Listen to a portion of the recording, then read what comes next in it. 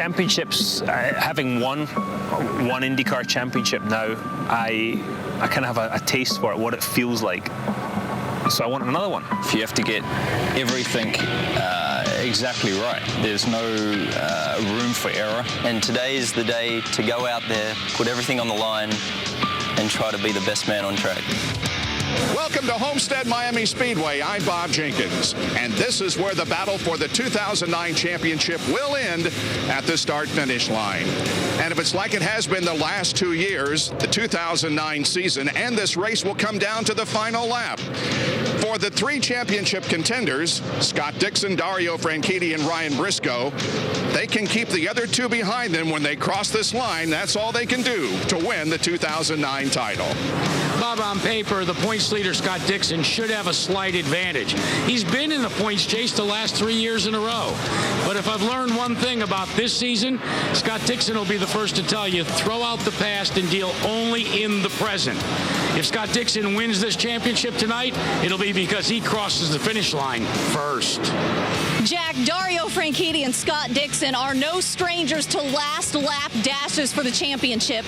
This is turn 3. 2 years ago, in the last lap at Chicagoland, Dario Franchitti and Scott Dixon were side by side going for the race and the championship when Dixon ran out of gas right about here and Franchitti took that title. Today, they battle for the championship again as teammates. Dario Franchitti, Scott Dixon, they're used to tight championship races. They've been there. They've done that. Ryan Briscoe, on the other hand, he's never been in that situation for the IndyCar Series title until this year. But that doesn't mean he's not used to tight races. This year, he's won 2 1.5-mile ovals. And in fact, at Chicagoland, it was one of the tightest races ever. When he crossed the finish line, it was 77 ten-thousandths of a second. Robbie, I can tell you, the perspective from the team owner and strategist up here, it doesn't get any more nerve-wracking, the decisions that need to be made right here. Even more so than the driver that's just out there pounding around doing laps. The nuances that these guys need to watch from this pit stand is what's happening with their car, what the competition's doing, and hopefully make no miscalculations that are going to give their competitor an edge, and maybe even this championship. And Robbie, the same is true on this side of the pit wall. Consider, in a 2-hour race, you only spend about 30 seconds in the actual pit box. A championship certainly could be won or lost in that 30 seconds. Consider the crew members' nerves.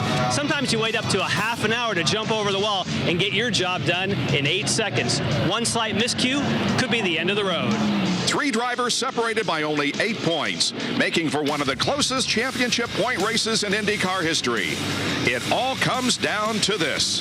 The IndyCar Series title comes down to a few points, a few seconds, a few split seconds. It's going to be on the line. The last 10 laps are just fought out, you know, neck and neck, side by side, and the best man gets to the finish line first. When it comes down to that last lap, and to know that the championship's at the end of that lap, you got to make sure you're the first one to cross the finish line.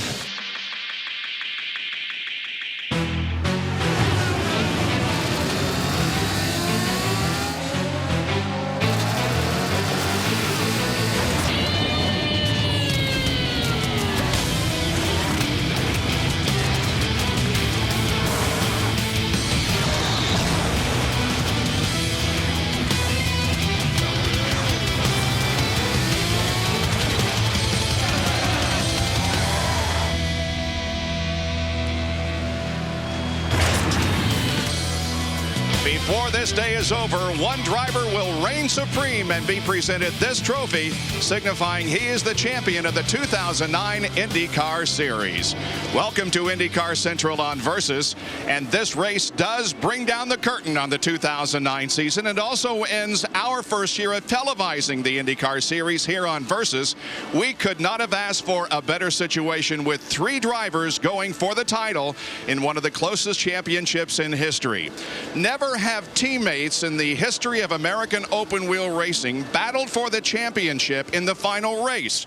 Now, teammates have finished first and second, but the title has always been decided before the final event. Several scenarios that could bring the title to the 3 drivers. Certainly the 2 bonus points for leading the most laps, very important today. But when you boil it all down, the 3 contenders just have to keep the other 2 behind him and hope for the best. This classic confrontation involves two teams who have been in this situation before. Team Penske has multiple championships. Look at some of the drivers who have brought the championship home. And also, Target Chip Ganassi Racing has celebrated several championships. My booth mates, well, they're going to open the show from back in the garage area with more on this classic rivalry here today. Well, thanks, Bob. One thing that these teams do have in common is that they're fantastic from top to bottom. And the depth of their infrastructure and manpower and technology is just awesome. Where they differ, though, it comes to that personality and style. And Roger Penske, known as the captain, would be somebody that's a little more predictable and calm. And Chip Ganassi, who I think is somebody that's a lot more capable of shooting from the hip.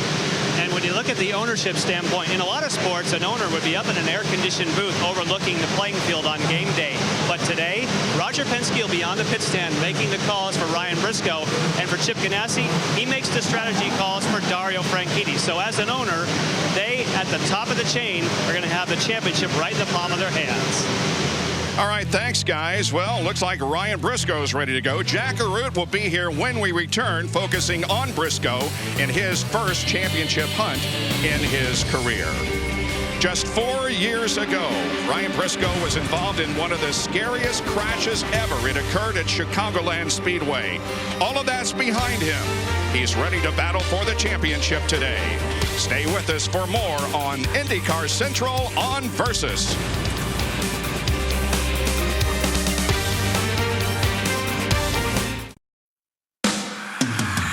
Briscoe will come in for his second stop. But there's a caution. Did he make it in before the caution? Conway has crashed. There will be no penalty. He had hit the line in time. He was just given a gift. Oh, you can't believe it. You got to be kidding me. And now the cone is disintegrating under the car. Well, they're changing the front wing. What a turn of events. Briscoe has already gone 1 lap down, now 2 laps down as the Team Penske crew goes to work, changing the complete left side upright. Ryan Briscoe has gone from the leader in the point standings to 8 points behind Dixon and Franchitti. The thought of possibly clinching the championship here is over. And we welcome you back to IndyCar Central here on Versus. My, what an amazing day of highs and lows for Ryan Briscoe in the last race, continents away in Japan. But Ryan Briscoe has used this 2009 season to really catapult himself into the mainstream of consciousness in terms of championship contenders. Take a look at some of the numbers that Ryan Briscoe has amassed. 3 wins, start of the season, and then in Chicago. The runner-ups, though, that has been the key along with the poles. He has gained 12 bonus points, and that has catapulted him right into the hunt. And he's standing by with our own Robbie Floyd. And with all the wins that you have personally, it all comes down to this one race in the points battle. It is those 2 points that you get possibly for leading the most laps look like they'd be the most important points of all. Well, I don't know. I mean, I think winning the race is the most important thing. It's just crazy, you know. We do such a long, hard-fought season, and basically now it's coming down to who's going to be the best man in Homestead, Miami. So it's hard. I mean, we don't know what the car's going to do out there. Hopefully, we just have something better than the Ganassi boys. It's all about teammates today, though. You need a little help possibly from him, but you're out there doing your part. Team Penske, Helio Castroneves, didn't know where he was going to be this year. We know at the last race of the year, you're starting in 11th place. You're having to make some ground up. But when you look at the Ganassi guys, Scott Dixon, Dario Franchitti, they're starting up front. Teammates, those guys against you guys, I know you want to come out on top today, Helio. Absolutely. I mean, I want to actually be in front to help this guy here. Obviously, it would be great for us to be also in the championship hunt. But, you know, there is so much you can get. And this year definitely was great for the group number 3. Now it's his turn. He deserves it. He works extremely hard. Anything I can in my hands, definitely I'm going to try. Again, the perfect scenario would be those guys going backwards, we're going up front. I'll finish first, you finish second. It would be a great pair. But certainly we want to get this championship for Team Penske. Unfortunately for you, yesterday you were heading towards the infield care center, had some problems in practice. Let's take a look at that. Yeah, unfortunately the left rear corner breaks down, and obviously it's difficult for you to go with 3 wheels. But the good news is the boys put the car together. You know, in fact, it was Ryan's backup car. I didn't have a backup car here because of Japan. So we basically end up doing everything we can to rush into the qualifying. And believe it or not, they put a great thing together, and we're starting in the 11th spot now. It's been a tough couple of weeks for you, I'm sure. That insurmountable lead that was no longer insurmountable. Now you're having to play catch up. How much sleep have you gotten the past couple of nights, especially last night? I slept great, you know. I feel pretty good going into this race. I think it's been a fantastic season, and you know, no matter what happens, it doesn't change, you know, the job we've done this year. I gave him some of my painkillers last night, so that's why he slept good. Yeah. But no, it's been fantastic. So, you know, if we win this, it's massive. But I think any one of the three of us that can win the championship today are deserving champions for 2009, and hopefully I can be the one. Well, you have your teammate here, but you also have a big team behind you. Let's meet them. Yeah, let's have a look. My name is Matt Johnson. I'm from Jönköping in Sweden. This is the 5th time I'm going for a championship in the last race of the season with Team Penske. My name is Gary Praw. I'm from Toledo, Ohio. Changed the right rear tire. I'm going for my 3rd championship win with Penske Racing. My name is Greg Schooker. I'm from Moulton, Pennsylvania. I'm the inside rear tire changer, and this is my 6th season with Penske Racing. My name is Harry Reynolds. I'm from Pottstown, Pennsylvania.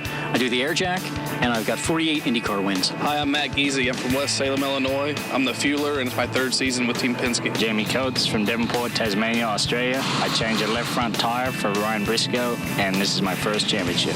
My name's Justin Horning. I'm the data engineer. I'm from Strausstown, Pennsylvania, and this is my 10th year with Penske. My name's Eric Cowden. I'm from Halsey, Nebraska. I'm the race engineer for the Team Penske number 6, and this is my 1st year with Team Penske. Make no mistake, whoever wins this championship, they will have engaged in a team effort. Now, there's a team effort underway across America during the month of October. As you know, October has been dedicated to Breast Cancer Awareness Month. And earlier today, the Indy Racing League showed their pink as well, as Sarah Fisher is involved in leading the charge for breast cancer awareness. All of the officials and the crews decked out in pink in commemoration not only of Breast Cancer Awareness Day, but the Susan B. Komen Breast Cancer Foundation. Now, Lindy Thaxton has more on Sarah Fisher and her connection with going pink today. Lindy? Yeah, Sarah Fisher has a really cool car out here today. There are actually 36 ribbons on it. Susan G. Komen was actually 36 years old when she passed away. I know you also had a contest winner design your helmet, and you're going to auction that off. Where does your passion for this come from? Well, it comes from, you know, I have a family connection through an aunt of mine who had breast cancer, and just a lot of people in my team. It's amazing what that 6 degrees means. It definitely touches a lot of people. I want to bring in Al Spire with Firestone. We have a little bit of an announcement for you here. Al, tell us what you're here for. Well, Sarah, you know, we've been big supporters of yours for a long time, and we even made some pink sidewall tires to support your effort here, but we've got a much more direct way to support you, and we've got a check here for $10,000. Oh, that is fantastic. Donate to the Susan G. Komen for a cure cause. That's great, Al. Thank you very much. So we wish you all the best in your 2 races today, the Firestone Indy 300 here and your race to find a cure for breast cancer, Sarah. Thank you, Al. We appreciate it. Thank you, Al. Thank you for letting us be a part of this as well. Boy, a good week for you, Sarah. And speaking of that, you made an announcement for next year. Can you tell us what's going on?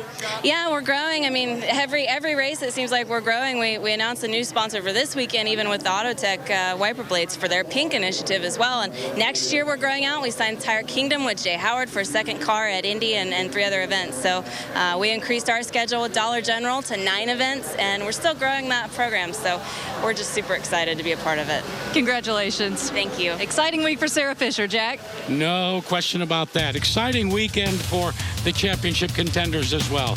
For Dario Franchitti, it's been a long and winding road with car number 10. We'll delve into his championship contending moments next.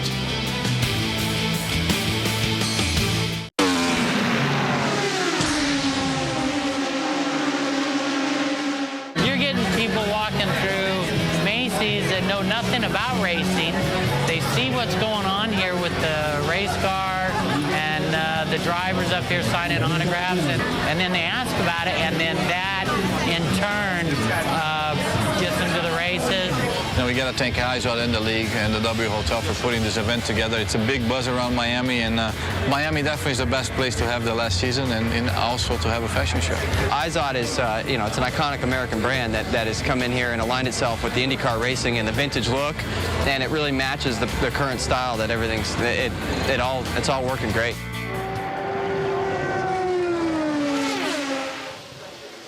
And Izod certainly put together a great championship week here, combining that fashion and fun in the sun here in Miami. But Apex Brazil, one of the major corporate sponsors of the Indy Racing League, also got in on the action as well. Before the start of the race, they distributed 120 tickets to each and every driver and said, give them away to your favorite charity. And give them away they did. So many different charities benefiting by the offer by Apex Brazil, and it provided these drivers and these charities an opportunity to celebrate a championship here in Miami. So, with that taken care of, let's get back to the championship chase. Today's championship day, I didn't know if I'd be part of the championship shootout, but from the first race I kind of thought it was going to come down to this, to here at Homestead. To be part of it is great, and right now I'm not really thinking in those terms. I'm just thinking about what do I have to do my job properly. I'm delighted to be part of it. There's no room to leave anything on the table. It would be great to be able to cruise around all night and collect a championship. But much easier. But racing against Ryan and Scott, plus the other guys who can go out and win this race tonight, you can't afford to. It's going to be maximum attack all night when it comes down to that last lap. Especially on the 1.5 mile tracks, there's so much going on, and to know that the championship's at the end of that lap, championship is pretty much the ultimate prize. Dario Franchitti has always been motivated. He is so detail-oriented. And when in 2007, when he won the Indy 500 and the IndyCar Championship, Dario Franchitti was motivated to try his skill set in NASCAR. He teamed up with Targa Chip Ganassi, and things didn't work out the way he had hoped. But the lure set back in a conversation in September last year with Chip Ganassi. Rather than just closing the shop, Franchitti said, in answer to a question from Ganassi, heck yes, I'd like to come back and compete. And Dario Franchitti was back behind the wheel of Targa Chip Ganassi's IndyCar team. And he has cobbled together an outstanding performance in his return to IndyCar competition. 4 victories, 2 runner-ups. The poles and the bonus points have been so important to Dario Franchitti's win, along with 98.1% of the laps run he has completed. And he's standing by with Lindy Thaxton. Lindy? Yeah, and Jack, you were just talking about 2007, and Dario, there you are, side by side with Dixon. He runs out of gas, you take the title. Do you want a nail-biting close finish like that, or would you rather have something calm as you cross the line first? I'd love some calm, but I think it's a bit late for that. You know, there's 3 of us in the show here, and we're all starting 1, 2, 3. I think it's going to be one of those nights, and we're just going to have to do the best we can. Not really think about the result too much, just try and get the job done and see how we end up. Several times you've been the guy supporting your teammate going for a championship. Tony, Weldon come to mind. Here you are, your teammate wants it too. How does that affect things? Yeah, it definitely changes the dynamic for sure, because when I won the championship in 07, I had the full support of my teammates. Tonight we're out there, we want to help each other, but at the same point we each want to win the championship for Target. Chip did tell us though not to drive into each other. And Dario Franchitti, we're taking a highlight look at you here, and boy, pole position here. Talk about how important that is. I think the point is very, very important, and judging by what we saw in practice yesterday, nice to start up front. I think track position will be interesting. The point was big. It was a great job by my team though, because we weren't that quick in practice, so the Target boys did a great job coming up with the setup, and we've rolled the dice a little bit today again. Dario Franchitti rolling off first today, Robbie. Well, I'm with the guy who's actually in Dario Franchitti's ear throughout this entire season. Is Target Chip Ganassi Racing, and Chip's there conferring with you, but what's it like actually talking to Dario and getting feedback from him throughout the year? You know, Dario's a true professional and very experienced, so that really helps us with the communication as well as communication with the engineers. He communicates throughout the event to both Chip and I, and we certainly communicate back. And he doesn't get too upset. You know, he stays focused, and it's really important. Qualifying setup and race setup are totally different, but I think Ryan Briscoe, a lot of people were surprised that you ran early yesterday and still was able to take pole and found some speed you didn't have. Where did you find that speed yesterday, Barry Wanzer? Well, I certainly didn't find the speed, but our engineering staff, certainly Chris Simmons and Brad Goldberg, worked really hard after practice to give Dario that little bit that he needed for qualifying, and it worked out. I mean, it was pretty special. We were all very happy with the outcome. It was a 4-point deficit coming in, or leaving today, going into this final race. Barry Wanzer's the man in charge of Dario Franchitti, but there's a lot more guys behind the scenes, the crew members, that make it all happen. My name's Kevin O'Donnell. I'm from Cincinnati, Ohio. This is my 9th season with Chip Ganassi Racing. My name is Troy Scheller from Welch, Minnesota. It's my 6th year with Chip Ganassi Racing. Brad Larson. I'm from Course Gold, California. This is my 10th year with Chip Ganassi Racing. Matt Swan, Napa, California, Airjack. I've been with Chip Ganassi Racing 10 years. Robbie Page, Hemet, California. Been with the team 3 seasons now. Steve Namasnak. I'm from Somerville, New Jersey. Left front tire changer. This is my 2nd year with the team. Well, he's been winning races since he was 5 years old, but back then he wouldn't take the trophy. He'd just go to his motorhome and watch cartoons. Coming up next is Scott Dixon. Will talk to us about his chase for the championship. Wonder if he's playing mind games with Ryan Briscoe. We'll find out next.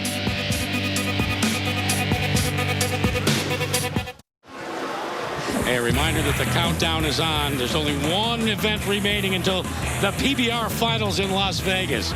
Cody Lostro holds a slim lead in the standings, but can Guilherme Marche or J.B. Mooney make a charge and be crowned the #1 bull rider in the world? The PBR Finals begin October 30th. Right here on Versus. And one thing I know, there have been more winners in PBR bull riding than the 6 that we've had in IndyCar competition thus far this season. But the winners, hey, they've been assorted. And many of them have been the ones that have been able to parlay those wins into a run for the championship. Let's take a look at who has won these races. This is the start of something big for the IndyCars. Ryan Briscoe wins race 1 of the 2009 season. Here we go. The checkered flag waves for Dario. It's his 9th career win. The oval track season begins in Kansas Speedway. For the first time in 2009, Scott Dixon has won it. Open the door to the 3-time Winners Club. There's a brand new member, and his name is Elio Castro-Neves. The twin checkers are out. Scott Dixon takes the victory at the Milwaukee Mile. Castro-Neves wins at Texas, his 16th career win, his 2nd win of the year. For the 2nd time in 3 years, Dario Franchitti will drive into victory lane at Iowa Speedway. Scott Dixon wins his 3rd race of the season, his 2nd win here at Richmond International. What a performance by Justin Wilson. It's a 2nd win in the series. First for Dale Coyne. A dream fulfilled. A win for David against Goliath. Here comes the pass from the lead. Dario Franchitti will win on the streets of Toronto. Will Power got the lead as they came down into turn number 1. Will Power is the winner of the Rexall Edmonton Indy. Briscoe inches ahead. Carpenter will not give up. At the line, it's going to be Briscoe. Ryan really wanted this. He has been second. Here comes a pass for the lead. It's going to be Dixon. Scott Dixon wins his 20th career race. He now is the all-time winner in the IndyCar Series with 20 wins. Welcome to Sonoma at Infineon Raceway. Dario Franchitti wins his 4th victory of the season. Great job, guys. Great job. 13 cars are on the lead lap, and they're all running within 0.6 of a second. Here comes the win, and who is it going to be? Briscoe. Briscoe has the advantage, and he gets the win. 0.008 of a second. Scott Dixon, his 5th win of the season. This topsy-turvy points race is turned upside down as we head to Miami to settle the 2009 IndyCar Championship. And in order to be a contender for a championship, well, you have to parlay wins, poles, and bonus points. Scott Dixon has led 2 of those categories, 5 wins and 745 laps led. That's garnered him the most bonus points of the contenders. But how about Dario Franchitti? He's used those single points for winning a pole, 5 of them, to stay in the hunt and move into second. Consistency, though, has been the key for Ryan Briscoe. Now, we're talking about the points lead. How about the fact that it's changed 13 times in 16 races? Now, Briscoe, he's been on the points pole for 6 times.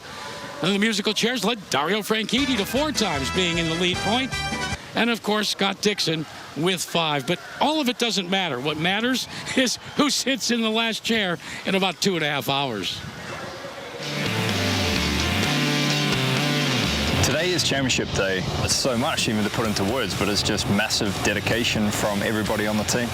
It's tough, a lot of pressure, extreme pressure. It's just a sense of a whole lot of weight lifted off your shoulders. The emotions are really hard to put into words.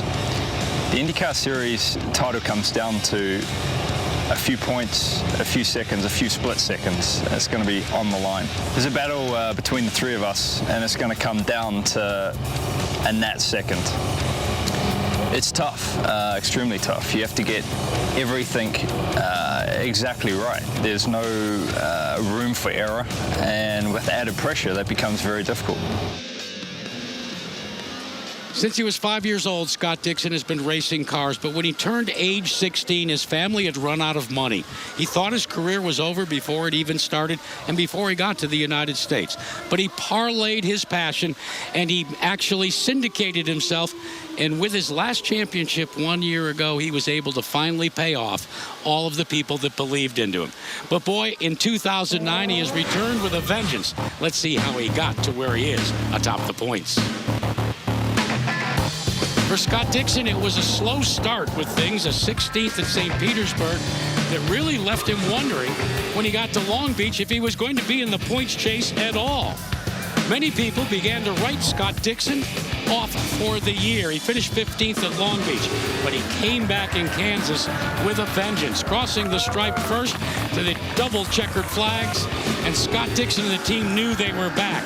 Then after Indy, it was a win over Ryan Briscoe with some nifty race traffic running that gave him another victory. But when we got to the road course in Sonoma, California, a first lap snafu collected Scott Dixon, and many thought maybe Scott Dixon's hopes of another title had gone up in smoke.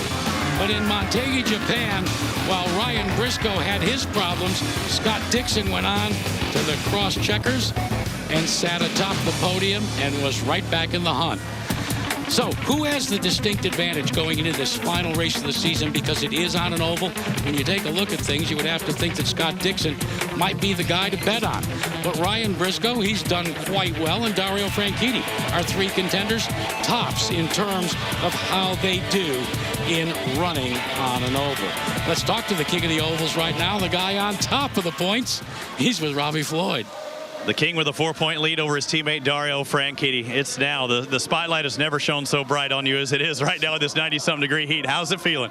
Yeah, it's definitely it's exciting. You know, it's definitely very hot here, I think, for October, especially for Miami. So it's going to be a tough night. You know, I think the track's going to be very demanding, and you're kind of at that pivotal time of day where, you know, the sun's going to come off the track and change the track quite a bit, and you're going to have to chase that to, you know, make sure the cars handle well. Any preconceived notions of who's going to lead, if assuming it's you and your teammate? Have you thought about maybe conserving fuel one or the other? Have you talked about that?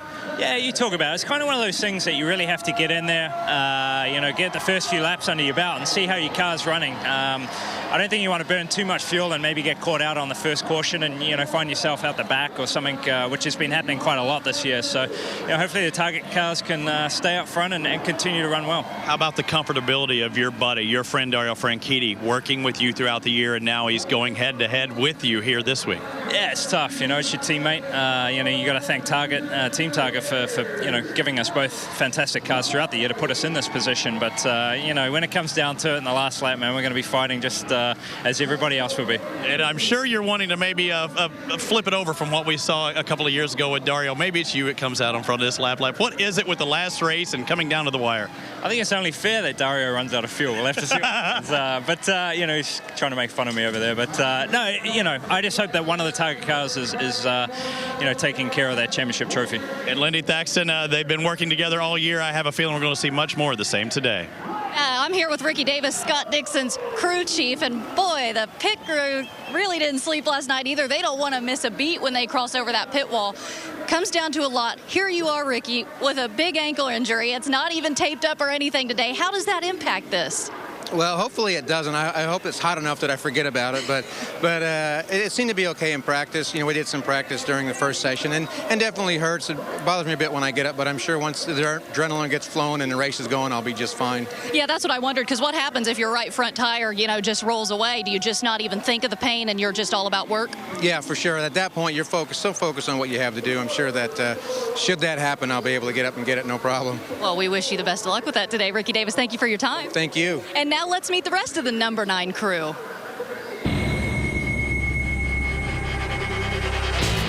Ricky Davis, Avon, Indiana. I've been with the team for 14 years. Blair Julian, New Plymouth, New Zealand. Been working with Scott Dixon since '98. Adam Rovazini, been with the team for 7 years, live in Indianapolis, Indiana. I'm Mark Sampson. I'm the air jack man for Scott Dixon, and I've been in the IRL since 1996. Todd Deney from Newcastle, Indiana. Fueler, Scott Dixon's car, number 9. Wayne Westplate, Maui, Hawaii, left front tire changer since 1989. Yeah, they have a lot of racing out there in Hawaii, Wayne. Hey, the Firestone Pit Performers, they're the same team that's going for a championship. In Motegi, Japan, the Scott Dixon's team was named the Firestone Pit Performers. So we've met the drivers, we've met the teams. In 1981 and in 1982, I was fortunate enough to be part of a pit crew that competed for the NASCAR then Winston Cup title with Darrell Waltrip at the wheel.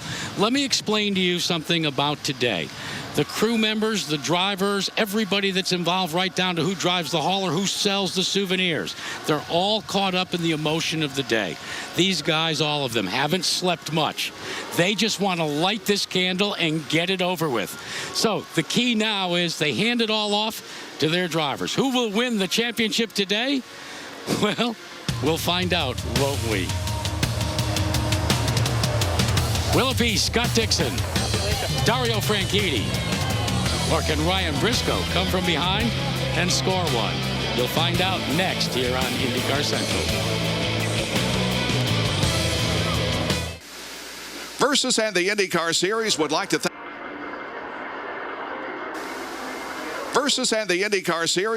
thank the following sponsors for their participation and activation during the 2009 IndyCar season.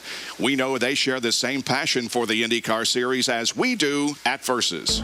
This was the first year Apex Brazil was involved in the IndyCar Series, so thank you to Alessandro Teixeira, Mauricio Borges, Tatiana Porto, and Sylvia Pearson for a successful season. We have experienced your energy in 2009. Alan Sirkin and Mike Kelly of Phillips Van Heusen continued to find creative ways to introduce the IndyCar Series to new fans during the 2009 Macy's IZOD 100 Years of Victory National Tour. Thank you to Jerry Riccioni and Rick Jago from Old World Industries. Their support of the season-long Peak Performance Pole Award and the Peak Indy 300 at Chicagoland is greatly appreciated. And a final thank you goes to our tire and engine suppliers, Al Spire and Joe Barbieri from Firestone, and Honda Performance Development's Eric Bergman. From everyone at Versus, thanks for a great 2009, and we're already looking forward to an outstanding 2010. Two drivers, Scott Dixon and Dario Franchitti, have been down this championship road before. The other one, however, Ryan Briscoe, is in unfamiliar territory. White flag will be displayed. The final lap of the 2007 season. Scott Dixon out in front as they head to turn number 2. A three-car fight for the win. Dixon by a half a car length. Dario swings it wide. Dixon had to lift. Dario Franchitti goes to the high side. Dixon is out of fuel. Dario Franchitti, he'll win the race. He'll win the title. It was the hug. Unbelievable. Dixon on the inside. Elio on the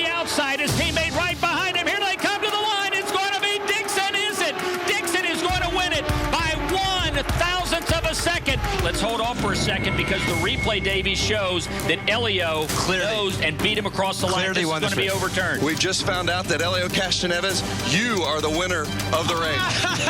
No way, I knew it. I thought, I really think I won this thing, and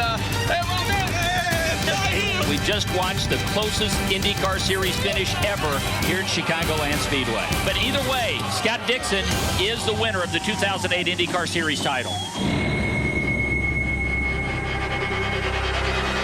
The thousands here on hand.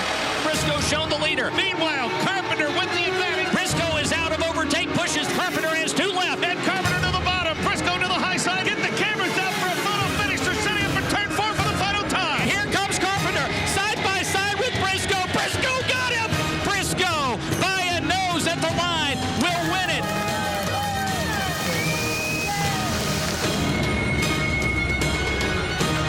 White flag is out. Briscoe is your leader by 63 ten-thousandths of a second. Dixon is second. Dixon's got the low side. Briscoe on the high side. Push the pass or no. Briscoe has been strong at the exit of turn number 4. They are wheel to wheel as they make their way through turn number 4. Mike King, who's going to win it? Another photo finish coming our way at Chicagoland. Side by side, it's going to be Briscoe. Briscoe has nosed in front of Scott Dixon, and he wins it by 77 ten-thousandths of a second. And yet again, another of the closest finishes in IndyCar Series history. We are getting close. Ryan Briscoe getting ready to step into his car to try to take this title here tonight. Dario Franchitti, who will start from the pole position. He is now 4 points behind his teammate. And the reigning champion, can he make it 2 in a row? Scott Dixon also ready to get in his race car. Well, we've come to our final race, and it's hard to believe, but we've come to that point.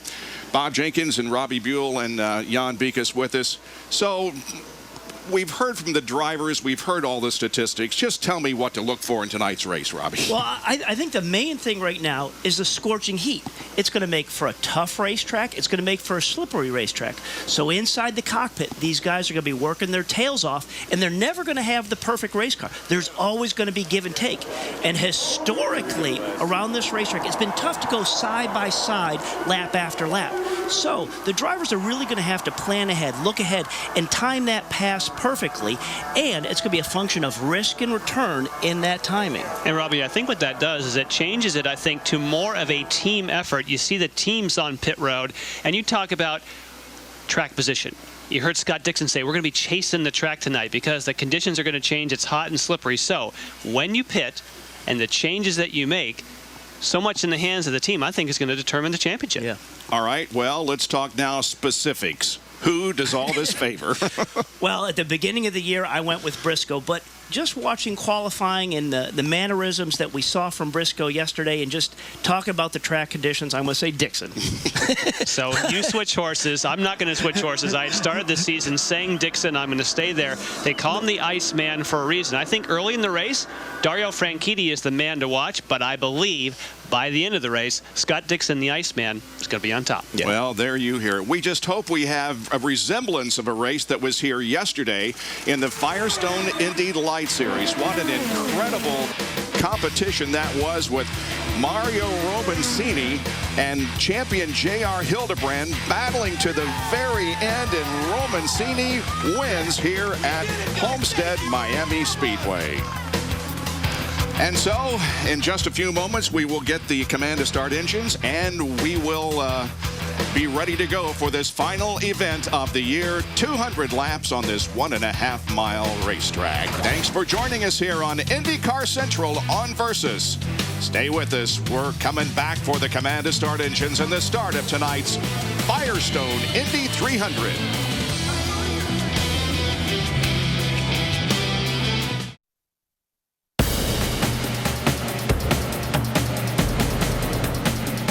Second chances. You wouldn't think that 3 drivers who have won 12 races among them would need a second chance. But these 3 men, separated by only 8 points in their quest for IndyCar greatness, will take one. Last season, Scott Dixon was the picture of perfection on a race course, winning 6 races and opening up a sizable points lead over Elio Castroneves going into the final race. Here they come to the line. It's Dixon won the championship, but not in the fashion he had hoped for. You are the winner of the race. No way, I knew it. Today, he hopes to win his third IndyCar championship with a trip to victory lane. The IndyCar Series title comes down to a few points, a few seconds, a few split seconds. It's going to be on the line. 2 years ago, Dixon and Dario Franchitti were rivals on different teams, battling for a title on the last lap of the season. Dario swings it wide. Dixon had to lift. Dixon is out of fuel. Dario Franchitti's going to win the race and the championship. Franchitti's victory was Dixon's heartbreak. But after he won the title, the Scotsman left IndyCar to drive for Chip Ganassi's NASCAR team, where after a year of struggle, he returned to IndyCar. Today, Dario and Dixon are Ganassi teammates who must balance the fine line between working together and racing for a championship. To take the championship, I think you're going to have to, you are going to have to win it. So there'll be nothing left on the table tonight. In 2005, Ryan Briscoe was a driver for Chip Ganassi when the unthinkable happened. Whoa! The car split in half. It took months for Ryan to recover from this crash, and he didn't return full-time to IndyCar until last season when he took over Roger Penske's number 6 car. This season has been a breakout season for the driver from Down Under with 3 wins. Get the cameras out for a photo finish. Briscoe got him! Today, Ryan Briscoe races for his first IndyCar championship. I think I've grown a lot as an IndyCar driver. I feel like I belong, and winning the championship would just be awesome. 3 drivers trying to capitalize on a second chance. The 2009 IndyCar season finale. You won't get a second chance to see this kind of history made.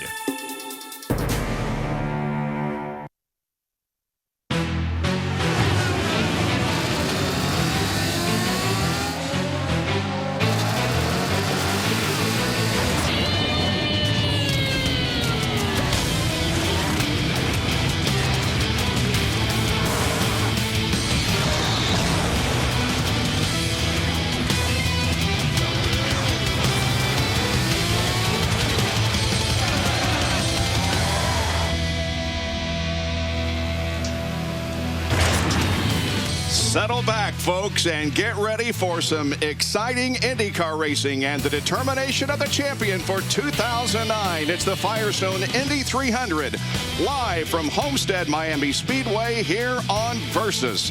It's a 1.5-mile true oval here with the banking and the turns 18 to 20 degrees, and always has led to some very, very exciting races. It's the 17th and final event of the year with 3 drivers going for the championship. Al Unser Jr. will give the command. Let's get things going. Race fans, are you ready? The time is now. It's time for those most famous words in motorsports. Please welcome back Al Unser Jr. as he gives the command. In honor of National Breast Cancer Awareness Month, ladies and gentlemen, fire up those Honda engines.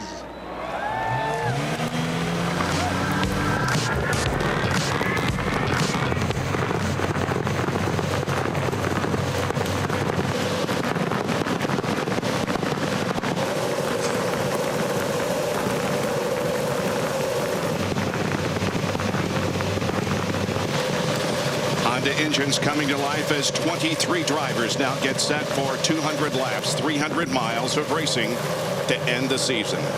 Seems like such a short time ago we were getting ready to start the season 6 months ago, and here we are ending it.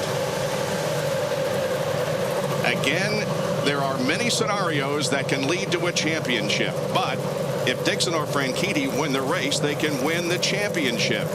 Basically speaking, all you want to do is keep your 2 opponents behind you and do the best you can. Certainly the bonus points are important because 1 point has already been awarded to the pole sitter, Dario Franchitti, and you get 2 bonus points for leading the most laps. And there's the points breakdown, 50 points for first, 40 for second, and on down the line. The cars begin to move away. Couple of warm-up laps and we will get the green flag. Dario Franchitti will have an onboard camera with him. Yesterday in qualifying, he's the man that picked up the extra bonus point, his 5th pole position of the year for peak performance. Ryan Briscoe has 4 pole positions this year, and that leads all other drivers. All right, let's take a look at the starting lineup. Row 1, Franchitti and Dixon. The 3 title contenders are starting 1st, 2nd, and 3rd, not necessarily in their order of points. 2 former winners of the field, Dixon and Weldon. The farthest back a winner has ever started was 12th in 2003, and that was accomplished by Scott Dixon. In fact, he scored his very first career win here at Homestead, and it came in his first career start. Rafa Matos going for Rookie of the Year honors here. Elio Castroneves crashed during practice yesterday. Starts back in the inside of row number 6. There's Justin Wilson, the winner at Watkins Glen, and Dan Weldon, the other former winner in the field besides Scott Dixon. Sarah Fisher is in the race. She'll be in an all-pink car, number 67. Milka Duno and EJ Viso are back in row number 9. In the 10th row, it's Hideki Muto and Mike Conway. Ryan Hunter-Ray and Robert Dornbos in number 11, and Jacques Lazier in row number 12. All right, we're on board with Sarah Fisher. She not only will have a pink car, but notice the pink sidewalls on the tires. Tony Kanaan also will carry an onboard camera for his 7-11 team, starting in row number 8. Graham Rahal starts in row number 3, 6th position, qualifying at over 211.5 miles an hour. And now all 3 contenders have an onboard camera. Here's Ryan Briscoe. He will start in 3rd position. Scott Dixon will be on the outside of row number 1 for the start of today's race. And his teammate to his left, the pole sitter, is Dario Franchitti with a lap of 2:12.9. 4-lap average. Down to Chakaroot. Well, we want to talk about a championship strategy. I go to what Al Davis always said with the Oakland Raiders. Just win, baby. The way you're going to have to do that, be ahead of the other guys. Do it with a pit stop and do it with your in laps and your out laps. We'll track it down here at Firestone Pit Central. All right. There's Jamie Davis, the president of Versus, and he has the distinction of waving the green flag for today's race. And notice that all the IndyCar Series officials are wearing pink here today in recognition of Cancer Awareness Month and the race against breast cancer. All right. The drivers accelerating and lining up 2 by 2 for the start of today's final event of 2009. They come off of corner number 4 with Dario Franchitti leading, and the green flag is out. The Apex Brazil green flag gets us going the final time here in 2009. Ed Carpenter in the bright green car. Looks like he's going to slot into 3rd. So the 3 championship contenders, Briscoe now has dropped off the top 2. Boy, you just got to think that Ed Carpenter, who started in 4th position, has to prove something because of his incredible run at Kentucky. Maybe this is his night. And look at this. The championship contenders for Ganassi are side by side. Here comes Dixon. He's already going for it. When you see all those sparks at the opening of a race, it's because the tire pressures are not up yet. The cars are dragging on the ground. Look at this. Right around the outside. Now, you really would think at this point is, guys, let's not challenge each other too much and get up on the high side. Let's just work together. But also, Dixon, who is on the high side, he said, hey, we need to get the first handful of laps behind us to really figure out what kind of cars we have, and then we'll talk about strategy. Well, so he went right to the high side. They are going at it already, and now Dixon has a slight advantage if they get to the end of the back stretch and head into turn 1, but Dario fights back on the inside. And remember, with Dixon just challenging Franchitti to get the lead of this race, let's not forget about those 2 bonus points that you get for leading the most laps. And I know that was a big disappointment for Tim Cindric and what happened with Elio at the beginning of this race, because they wanted Elio up in this mix, even though he's not in the championship chase, but they wanted him to be able to challenge these guys to take that possible 2 points away from the team Target Ganassi cars not getting those possible points. Ryan Briscoe has just got by Ed Carpenter, So the 3 championship contenders now back 1, 2, 3. Like you say, Robbie, amazing. Scott Dixon just staying there. This is a long race to be running side by side. And what that does when they're side by side like this, Ryan's back there saying, hey, you guys could have worked together and pulled away, but I'm going to get right on your tail right now. Close it in quickly in third. So do you think that move that we saw with Carpenter at the beginning of this race, was that Ryan Briscoe just being a little bit more conservative? You know what, Robbie? That might be, but when you watch the side-by-side, here's what I think Dixon is doing, is now Dixon edges ahead. Remember in Japan, Franchitti was able to make some fantastic mileage. And in fact, Franchitti was able to pit on the same sequence as his teammate. Well, now Scott Dixon is forcing Franchitti to run a lot harder. If you want to look at whoever makes the best mileage, Dixon historically has been that. Maybe he's trying to burn his teammate down a little bit, Robbie Floyd. Well, over Brian Briscoe's radio, he said, don't worry about it, don't worry about it. You're faster than these guys. You can tell not much concern out of the Penske number 6. Although he has 2 target cars just directly in front of him, you can see how fast he closes in. But 3 wide here, I don't know that you want to be doing that, especially this early. We have talked a lot about all year, teammates, teammates, teammates. But Bob, you dropped that stat right when we came on the air. It's the first time that the championship has come down in the final race, that is, against 2 teammates. They're not teammates anymore. You know what I'm saying? They're not going to be running nose to tail necessarily because they're individually going after the championship. But we're not even 10 laps into a 200-lap race. So let's be teammates until we get to the last 25 laps. Obviously, they're not. That's not happening. Dario and Scott battle for the lead. Dario has earned the 2 bonus points for leading the most laps 3 times this season, and he's won all 3 of those races. Stay with us. IndyCar nonstop on Versus.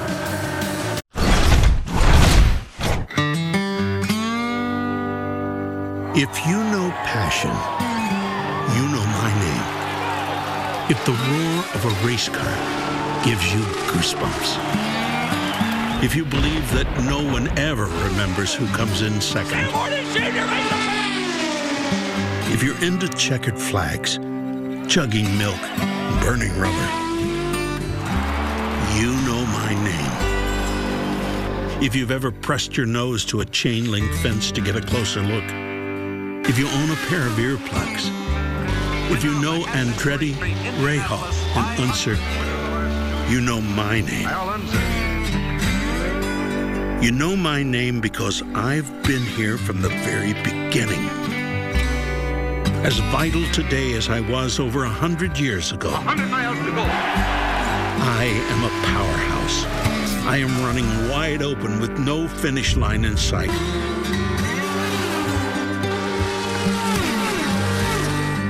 I am the fire that never goes out. You know my name. I am then, I am now, I am forever. I am Firestone, and I am proud. Donald Cowboy Cerrone. And he gets caught again with a straight right. Cowboy's going to rain down some vicious elbows. Versus Ben Smooth Henderson. He is stunned. 2 great warriors. One leaves a champion. Cerrone versus Henderson. Live tonight at 10 on Versus. Presented by Saw 6 in theaters October 23rd. 300 on Versus is brought to you by Firestone. With a tradition of innovation that spans over 100 years, Firestone is the first name in Indy racing. And by Peak Performance Products. When you peak, you win. It is hot and humid in South Florida, but it is great racing weather. As you can see, Scott Dixon is all by himself out in the lead. He and Dario were battling for the lead when we went to break. You saw on IndyCar nonstop that Franchitti dropped back to 3rd. Here is what it looked like from Ryan's perspective. And that car on the left, there's Franchitti. By just trying to keep his car on the bottom, it started to wash up the racetrack, and when it washes up, he had to get out of the gas, and we saw Briscoe run right on by. Lindy, what are they saying down there? Well, the number 10 team is telling me that there's nothing wrong. In Dario, around the same time over at teammate Scott Dixon's camp, Mike Hull told Scott, you really need to start getting a better exit off of turns 2 and 4. It's a case of where the cars are changing, just like the drivers predicted, just like we talked about. You can see in some parts of the racetrack it's sunny. There's some cloud cover in other areas. The temperature is starting to drop down. You have guys like Dan Weldon who are looking at here. Everybody is going to be working the controls in the car. He's working his way forward. He may not have liked his qualifying run, but he's moving to the front. And yeah, he's got his sway bars he can move. He has his weight jacker. But Weldon, he's brilliant at driving a car fast off the right rear, balancing it off that right rear. And there's some guys that just can't do that. They like a car where the front's leading. Marco Andretti has moved to 4th and Weldon 5th. Here's Danica Patrick and make that Scheckter and Graham Rahal battling for position. And we've seen Scheckter drop back a couple spots. We just saw Castro Neves go by him before. Now he's lost another spot as well to Graham. Graham Rahal did not compete at this track last year. He crashed during the day before practice, and they did not get the car repaired, so his debut was last year at St. Petersburg, which he won. So this is his first time racing here at Homestead. And we talked the other day, too, about the Newman-Haas-Lanigan team, and in the offseason, this team made incredible strides on their package on these super speedways, and we see that. He finished 3rd there at Motegi. He was 5th at Chicago, Kentucky, so they have definitely found the speed and balance to make that a happier race car for Graham. Thomas Scheckter on top and Alex Lloyd on the bottom. He is driving for Newman-Haas-Lanigan Racing with her sponsorship, just like he did at the Indianapolis Motor Speedway. And Scheckter is just trying all he can to get the position, and he's going to do it. But Alex Lloyd has more momentum on the top side of the racetrack. He should be able to pull clear, as he does, down the back straightaway. Alex Lloyd in this ride full-time next year. Now here is Danica Patrick and Dan Weldon in a tussle for 5th position. Danica with really a very, very good season. And we don't know yet what she's going to do next year. She says she'll tell us when the time comes, Jack. Yeah, and Bob, right now, she is the one driver that's using the most of the overtake button to get by just then and put Weldon behind her. She had to hit the overtake button. There are 20 overtakes allowed in this race. She's already used 4. She's down to 16. Traditionally, we have seen, I mean, there's only been, 5-6 races they've had the overtake assist, but she does tend to use it early in the races, whereas many people save it for the end. What's really interesting to see here, this track has just got to be scorching hot, and it's got to be slick for what these guys are doing. We know a lot of teams put more downforce on these race cars, but I'm really surprised about how many guys are challenging side by side. I would have thought early on we would have seen just more single file and a little bit more patience. But again, to get by traffic as the race goes along, we talked about risk and return. You got to figure out what your car does on the high side of the racetrack. So you can't just always sit behind something.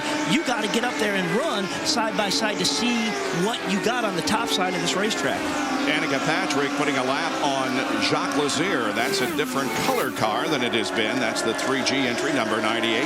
Here is Scott Dixon continuing to lead this battle, and he has a 0.6 of a second advantage on Ryan Briscoe, with Dario Franchitti running in 3rd position. We'll keep you updated throughout the running of this event of where the 3-point contenders are. We've completed 25 laps here of 200 in the Firestone Indy 300. Race fans, are you ready? Crowd comes to its feet. Final race of the season is underway as the green flag flies. The 10 car will break out in front first, followed by Dixon. I've driven a lot of different cars, but 2 things never change. No one demands more from their car than me, and nothing protects under the hood better than Peak. Peak Long Life Antifreeze is formulated with an advanced organic technology to protect any engine of any make, any model, anytime. If you can drive it, Peak can protect it. And when I drive it, it better perform. Peak Long Life Antifreeze. When you peak, you win.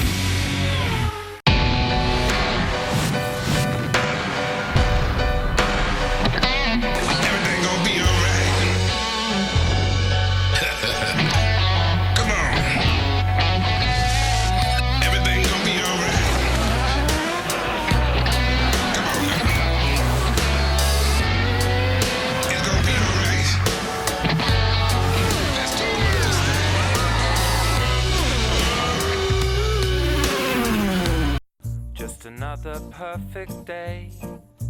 I think I'll walk this way where the trees do sing. I'm feeling part of everything, and all my troubles seem to fade away. Skies look brighter. The hybrid for everyone is here. The Insight, designed and priced for us all from Honda.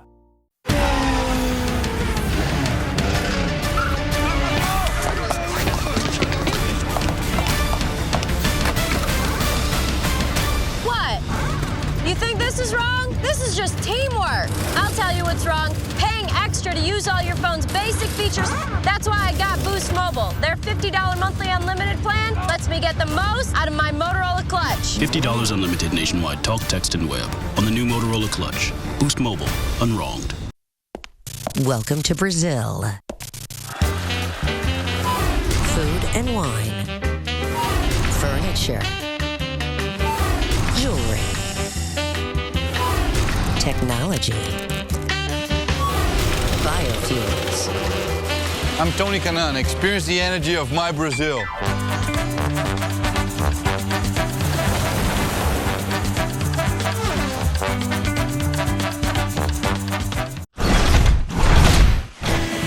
Tonight, Versus brings you a Texas-sized showdown in the WEC. Donald Cowboy Cerrone meets Ben Smooth Anderson for the interim lightweight title. Two great warriors, but only one will leave a champion. Cerrone versus Henderson live tonight at 10 Eastern on Versus. Down to Jackaroo. Bob, we're getting into the window where we're going to maybe most likely make a pit stop under green. And for these three championship contenders, Dixon, Briscoe, and Franchitti, this is the time, as Jan Beek has said at the top of the show, they just don't want to screw up. They may be only over the wall by about 8 seconds, but they have thought about this each and every night since they started to load up to come down here. Now, for a guy like Scott Dixon, what he is going to need to do is have a good, hard, fast in-lap, but then his crew members are going to have to go to work. And remember to watch Ricky Davis. He is playing wounded with a sprained ankle. He'll be on the right front on Dixon. You lose time on pit road under green, and as you know, Robbie Buell, that's devastating. As competitive as this field is, you can't give anything away. You just can't do it. Here's Franchitti, who has dropped back now to about 4 seconds behind Scott Dixon.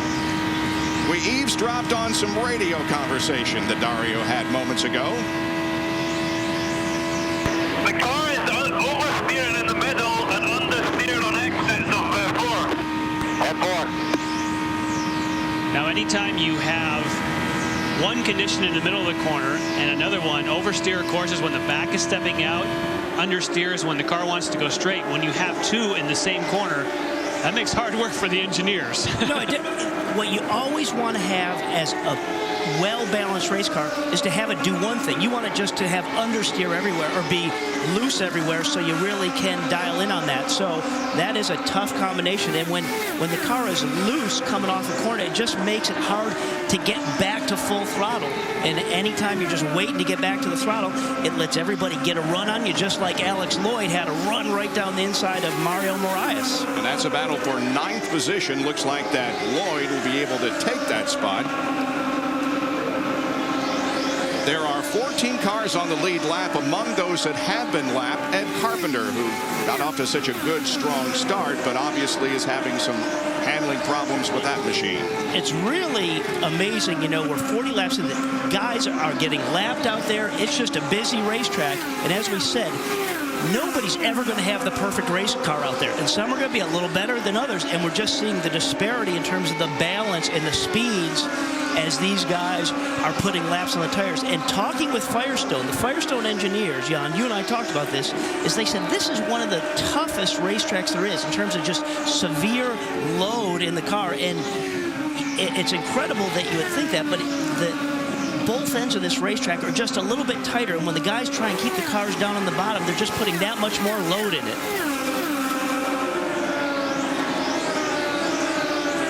Got teammates battling here for 5th position. To the left of your screen is Danica Patrick. Her teammate Tony Kanaan is in the green and white car, and they are among the biggest movers. Kanaan from 15th to 6th. Notice Dan Weldon 14th to 7th position as he continues to run in that spot. Tony Kanaan definitely not happy with his pace in qualifying, but thankfully they have found a good race setup for Tony. He is certainly someone you would expect to be up near the front, but it is amazing how even with 4 cars and the data they have, that Andretti Green Racing still struggles to find that sweet spot.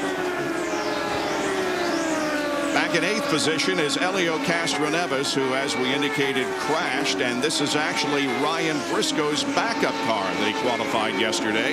He is currently running in 8th spot, Robbie.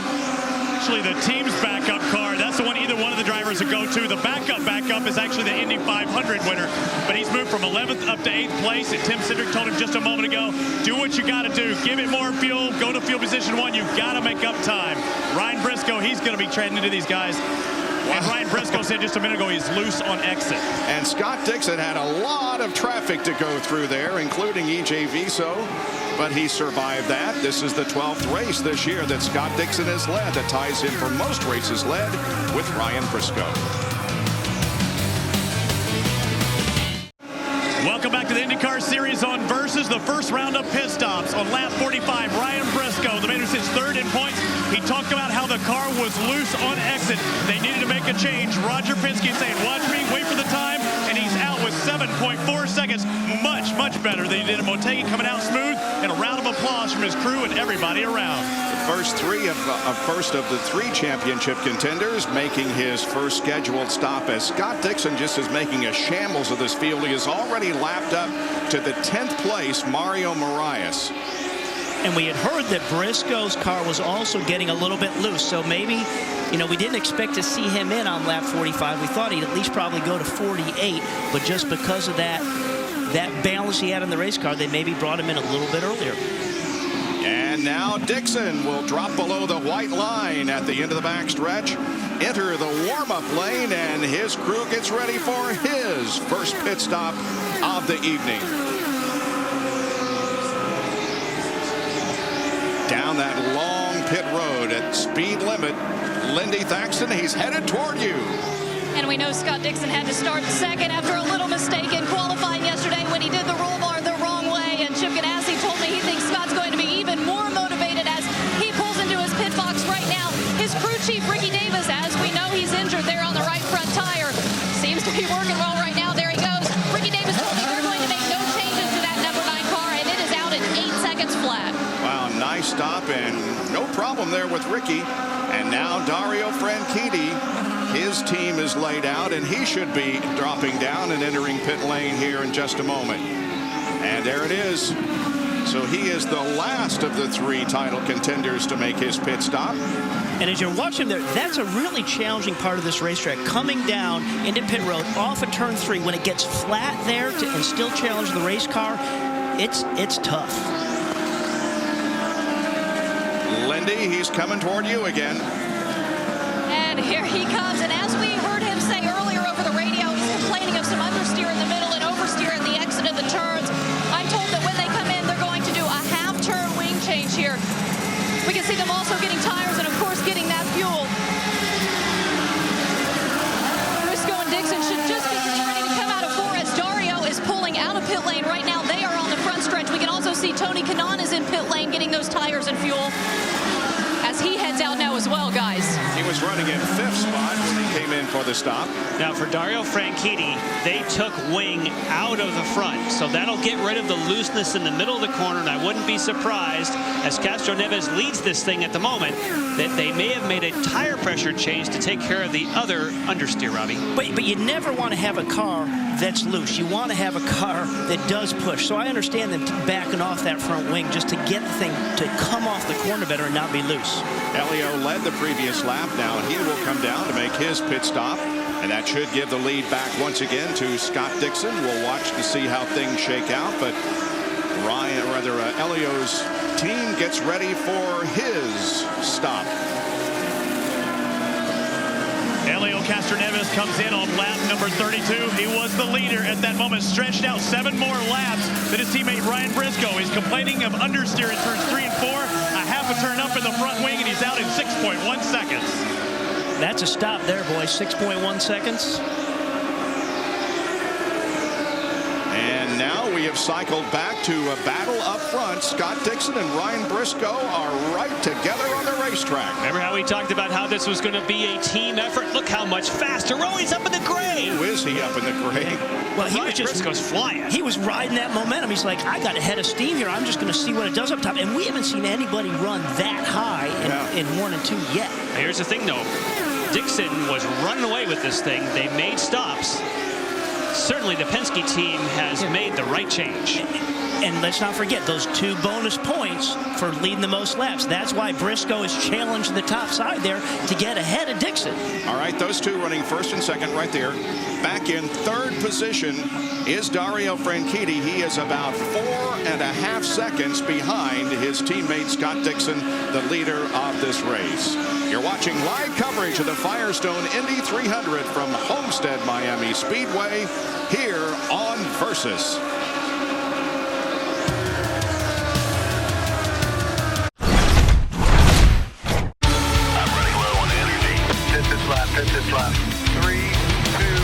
Get your heart ready. A new energy is going to jolt you. The unique energy of Brazilian products and services.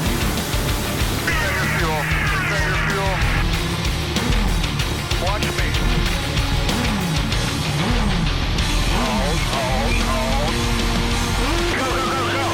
Go to experienceourenergy.com and discover Brazilian products.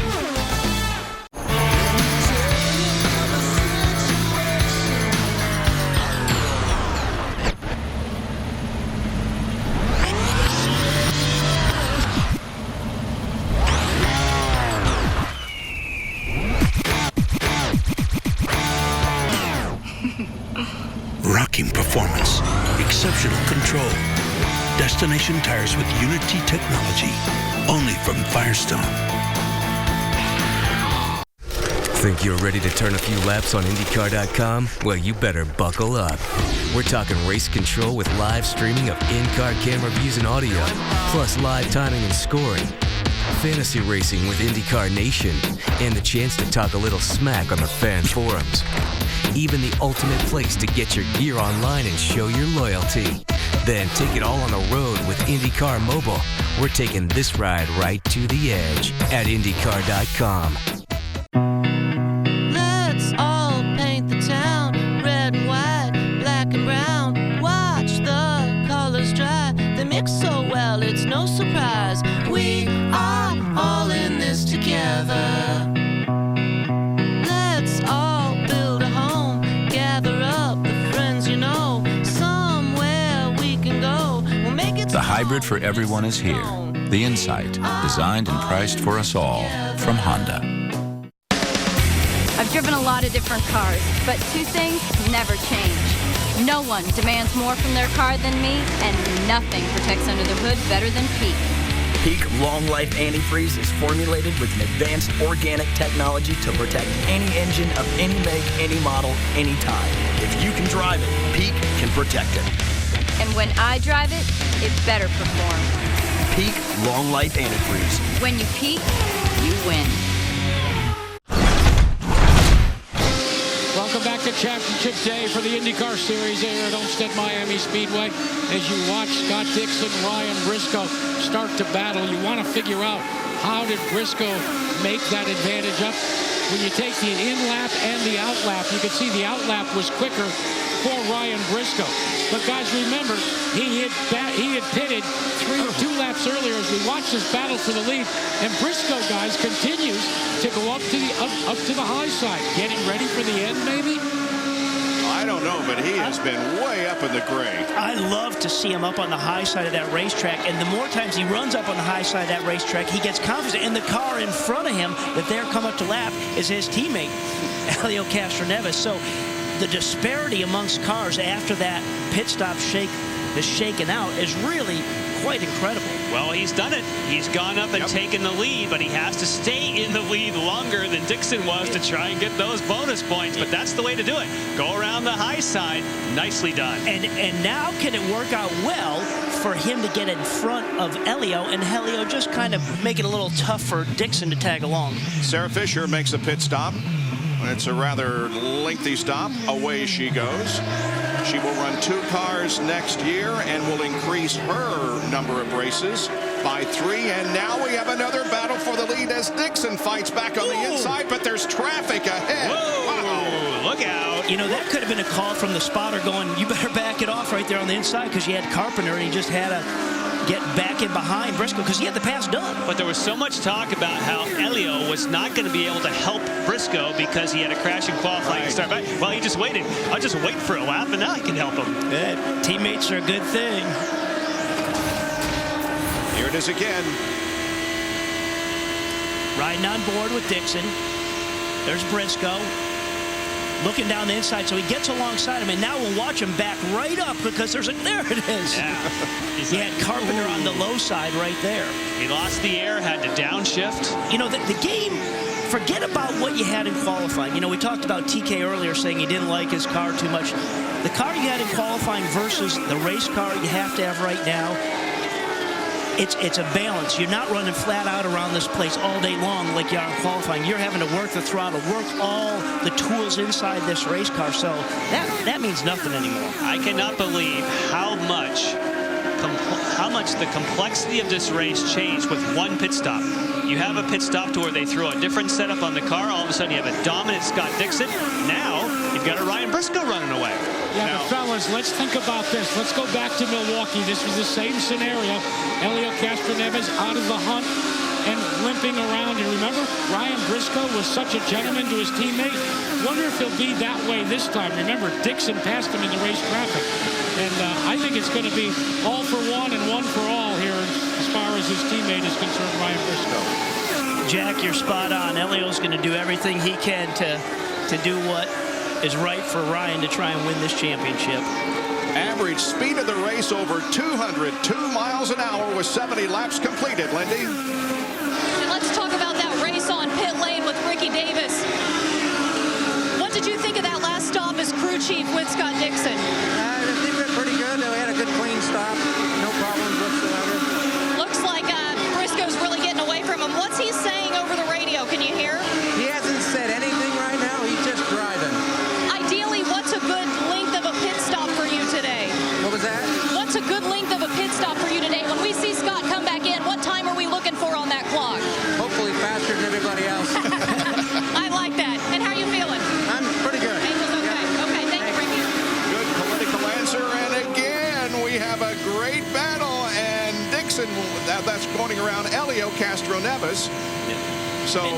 Still good battle. Briscoe, no longer has his teammate up there. Yeah, and, you know, Helio could have kept him behind a little bit, but, you know, when you get a run on somebody here, you got to play fair because it's a small world, especially in the IndyCar series, and people remember. So that's just, he's a first-class racer throughout, but this thing, it's going to circle around. The disparity amongst different cars here, Helio is still a factor in this race in terms of how he can maybe help Briscoe. And I just love the fact right now where Briscoe's run on the racetrack. The fact he can challenge the high side of this racetrack, I love it. With Helio going a lap down there now, 5 cars on the lead lap. Jack, what was Sarah's problem? Well, she was fast all week and she had high expectations. I just talked to her husband, Andy O'Gara, and he said, don't know what happened to the car, but no matter what we do in terms of changes, it just won't go fast. Robbie, I believe they call it being stuck in neutral. That's the case on the Dollar General car for Sarah Fisher right now. Yeah, neutral's not a good place to be. No. I mentioned she's going to go to 2 cars next year. Jay Howard will be the second driver in the team. Well, she had to lift there, didn't she? Mm-hmm. So, you know, sometimes it's a function just when you lose the balance of the car. You wonder where speed goes when you lose the balance in the race car and you just have to keep getting out of the throttle so much.